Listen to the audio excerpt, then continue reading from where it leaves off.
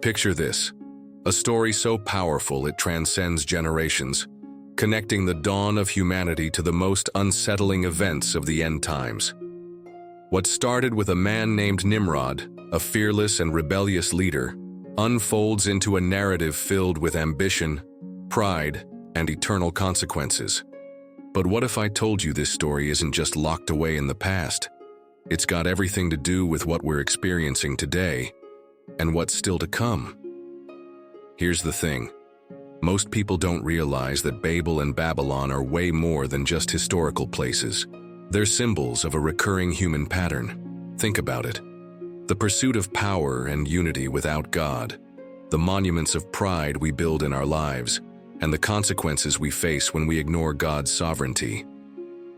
Now imagine all of this culminating in a figure many have heard about but few truly understand: the Antichrist. The Bible drops us clues, but the connection between Nimrod and the events of Revelation often flies under the radar. How do the seeds of pride and rebellion planted in Babel keep growing right into the last days? This is where things get really interesting, challenging how we see dependence on God in a world so determined to go its own way.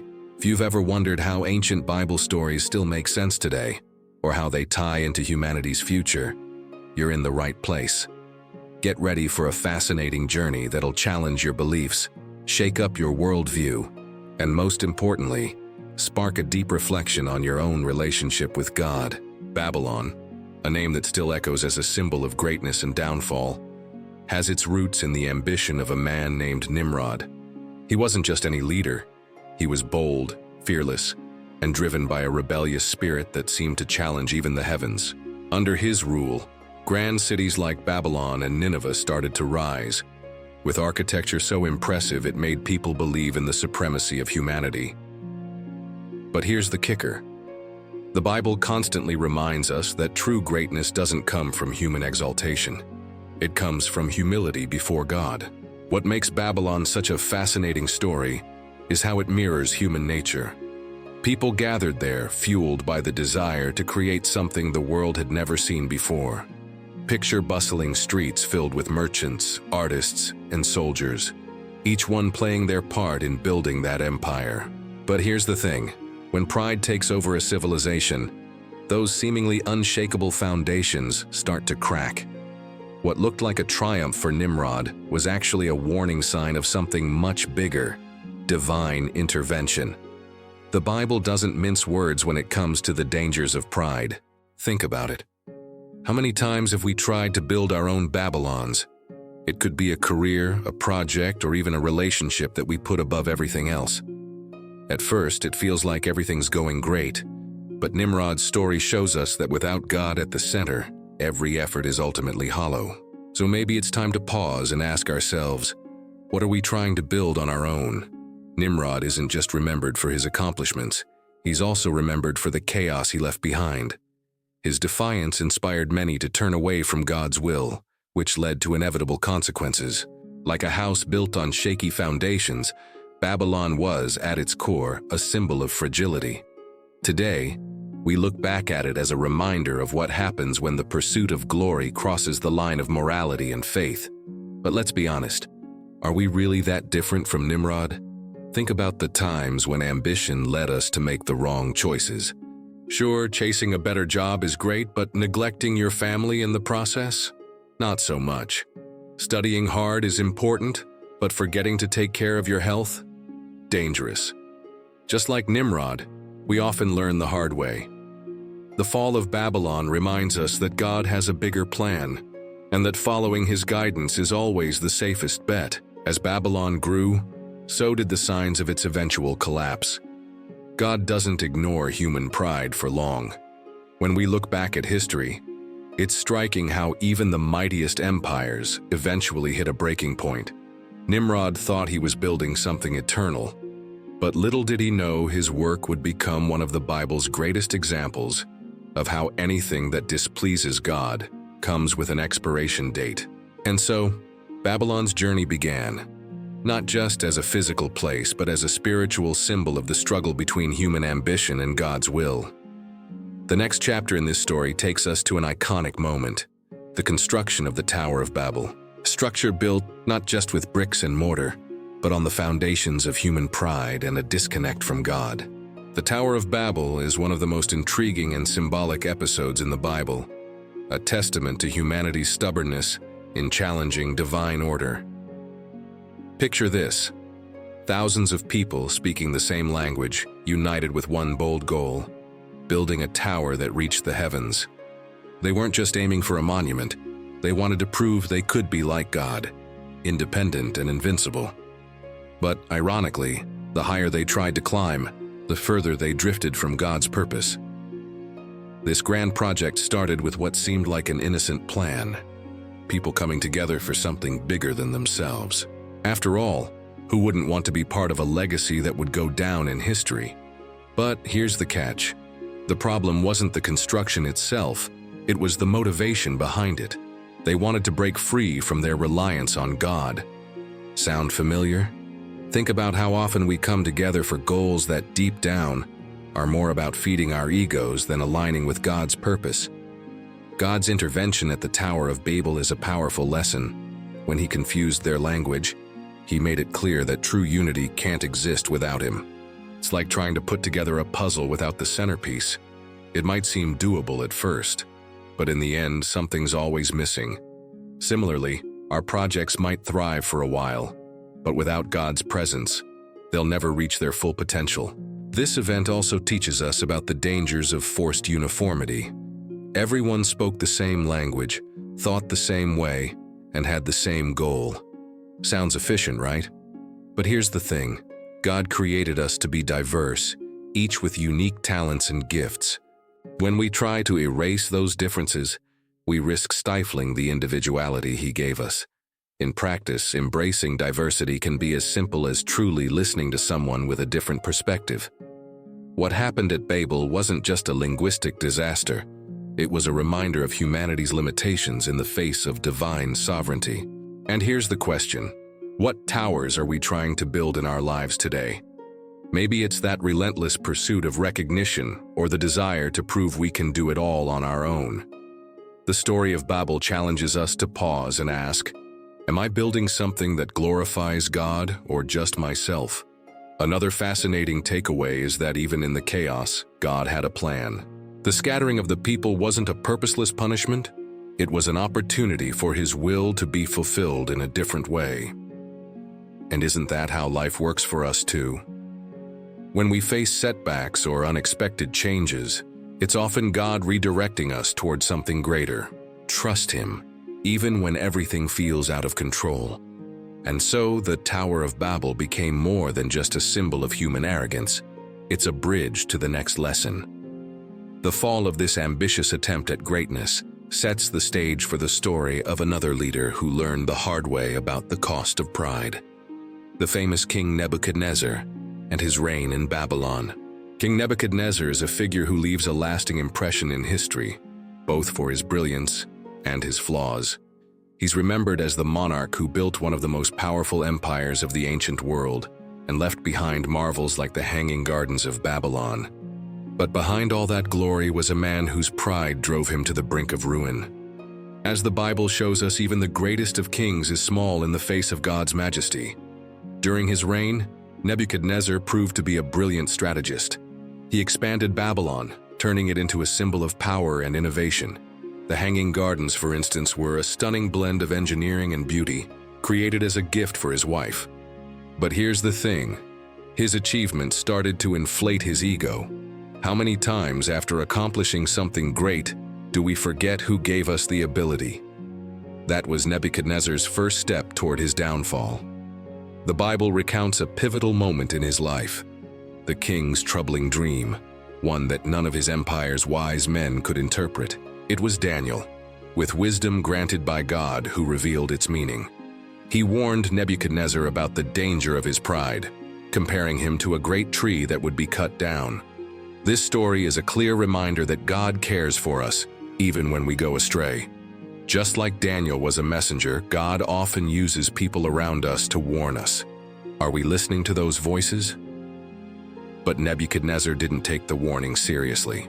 In a moment of sheer arrogance, he looked out over his city, and declared that it was all the work of his hands. Little did he know, in that very moment, God had already decreed his humiliation. The king was stripped of his sanity, living like an animal in the fields for 7 years. Here's a practical takeaway: pride blinds us. If we don't learn to recognize our dependence on God, we risk falling just like Nebuchadnezzar. Interestingly, his humiliation also became the path to his redemption. After years of suffering, Nebuchadnezzar finally lifted his eyes to heaven and acknowledged God's sovereignty. That single act of humility restored his sanity and his position as king. This shows us that God doesn't leave us in our downfall. He gives us the chance to start over. If you're in a tough spot, know that it's never too late to reconnect with God and ask for his help. Nebuchadnezzar's reign also serves as a reminder that no matter how great human power may seem, it's always temporary. His successors witnessed the decline of the empire, proving that nothing built by human hands lasts forever. This cycle of rise and fall is a pattern we see throughout history, a testament that only what's rooted in God is truly eternal. And so Nebuchadnezzar's story leaves us ready to reflect on another crucial aspect: prophetic warnings. Prophets like Isaiah and Jeremiah not only foretold Babylon's fall, but also revealed how God works through human chaos to bring justice and purpose. The biblical prophets like Isaiah and Jeremiah were true mouthpieces of God, sent to warn the people about what was coming. Their words often hit like thunder on a clear day, stirring fear and reflection. But they weren't just doom and gloom messengers. They were bearers of hope pointing to God's justice. Babylon, for all its splendor, was far from immune to these warnings. The arrogance of its rulers and its rampant idolatry were clear signs that God's judgment was inevitable. Jeremiah, often called the weeping prophet, didn't hold back when it came to calling out the sins of the people and their leaders. He prophesied Babylon's fall with astonishing detail, showing that no empire, no matter how powerful, could stand against God's will. What's fascinating is how the Bible shows us that these prophets' words weren't just for the past. They still echo today. How often do we ignore God's modern-day warnings? Maybe it's that friend offering advice or a verse we stumble upon at just the right time. Isaiah, on the other hand, not only foretold Babylon's destruction, but also pointed to the redemption God would bring to his people. In Isaiah 13, he paints Babylon as a doomed kingdom, a powerful reminder that pride and idolatry always lead to ruin. Yet in the same breath, Isaiah offered comfort, reminding us that God never abandons his own. Just as he promised to deliver Israel from exile, he promises to stand by us in our struggles. The prophets often used metaphors to drive their messages home. Babylon was likened to a golden cup filled with wine, dazzling on the outside but brimming with corruption. That stark contrast between appearance and reality is something we still wrestle with today. How many times are we drawn to things that seem perfect but turn out to be hollow? Learning to discern, grounded in God's teachings, is crucial to avoiding these traps. These warnings weren't just aimed at the Babylonians. They were for anyone placing more trust in their own strength than in God. Jeremiah, for instance, warned that trusting idols, whether they're physical statues, money, or even our own egos, is like building a house on sand. The solution he offered was simple: turn back to God, acknowledge his sovereignty, and seek his guidance. Today, that turning back could be as straightforward as setting aside daily time for prayer and reading scripture. Even with all the prophetic warnings, Babylon didn't repent. It's striking how this mirrors our own tendency to ignore clear signs when we're stuck in stubbornness. Yet God never stops sending messages. It might be a door closing unexpectedly, or a tough season forcing us to rethink our paths. The real question is, are we willing to listen before it's too late? And so, the prophecies about Babylon lead us to an even deeper reflection: the eternal tension between human ambition and God's will. As the stories of Babel and Babylon reveal, the consequences of ignoring God's voice are unavoidable. But there's still more to uncover about how these ancient tales tie into our reality today. especially when it comes to humanity's relentless pursuit of power and unity, apart from God. From the days of Nimrod to the great empires like Babylon, history reveals a recurring pattern: humanity's relentless attempt to establish power and unity without relying on God. Ambition itself isn't wrong. After all, God gave us the ability to dream and strive for growth. The problem begins when that ambition crosses the line of humility and becomes a reckless pursuit of control. It's like driving a car with no map or destination, ignoring all the signs God has placed along the way. The construction of the Tower of Babel is the classic example of this conflict. They wanted to reach the heavens but didn't invite God into the project. Sound familiar? How often do we make big life decisions without seeking divine guidance? Whether it's a new job, a relationship, or a major investment, leaving God out of the equation usually leads to frustration. The story of Babel reminds us that without Him, all our efforts are ultimately in vain. Human ambition often tempts us with the promise of independence and control. Who hasn't thought, "I can handle this on my own"? But the Bible makes it clear that true strength comes from recognizing our dependence on God. Take King Nebuchadnezzar, for example. He had it all: wealth, power, and influence. Yet at the height of his glory, he was brought low because he forgot who was really in charge. That's a lesson we all need to hear. Acknowledging God as the center of everything isn't weakness, it's wisdom. Another hallmark of the tension between human ambition and God's will is the pursuit of unity. At Babel, they wanted to create a perfect community, but without God as the foundation. Today, we see this reflected in movements that try to unite people around ideas or causes without solid principles. True unity, as the Bible teaches, can only happen when God is the focal point. Think of a church. It's not the building or the events that hold it together, but God's presence among its members. The impermanence of human kingdoms is another recurring theme. Babylon, Rome, and even modern nations that once seemed invincible have all faced their downfall.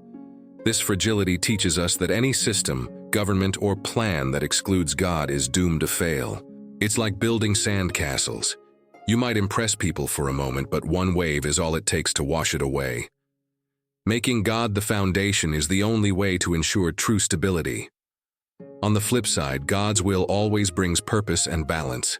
When we follow His plans, even when they seem tough or uncertain at the time, we discover that He's preparing us for something greater. Abraham is a perfect example. He left his homeland, trusting in God's promise, and became the father of a nation.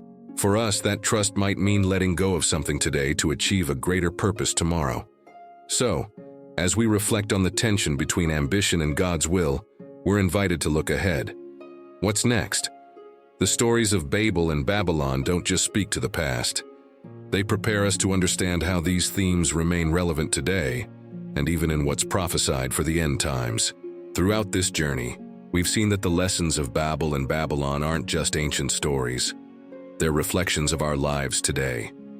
How often do we find ourselves caught in cycles of unchecked ambition, pride, or even trying to build towers in our lives without including God in the process? The big question is, what are you going to do with this knowledge now? Maybe it's time to reassess your priorities. Perhaps it's a moment to look inward and ask yourself, what am I doing to connect with God and seek His will? Small changes, like setting aside time for prayer or diving into the Bible, can completely transform how you see the world. Even more importantly, they can change how you see yourself within God's plan. Think about it. The stories of Nimrod and Nebuchadnezzar show us that God never stops working. Even when we lose our way, He's always ready to give us another chance. So, what are you waiting for? Maybe it's time to take that next step, whether it's opening your heart to forgive someone, investing more time in your family, or getting more involved in your church community. Now let me ask you, what Babylons do you need to tear down in your life? Where have you been placing your trust? Share your thoughts in the comments, because sharing experiences strengthens our walk together. And if this video spoke to you in any way, don't keep it to yourself. Send it to someone who needs to hear this message and help spread God's word. Don't forget to subscribe to the channel and hit the notification bell so you won't miss more content like this. We're here to dive into meaningful topics and explore how to apply them to our lives. And hey, if you're ready to keep learning, there are more videos popping up on the screen right now. Pick one and dive even deeper into this world of faith and knowledge. May God bless your journey, and I'll see you next time.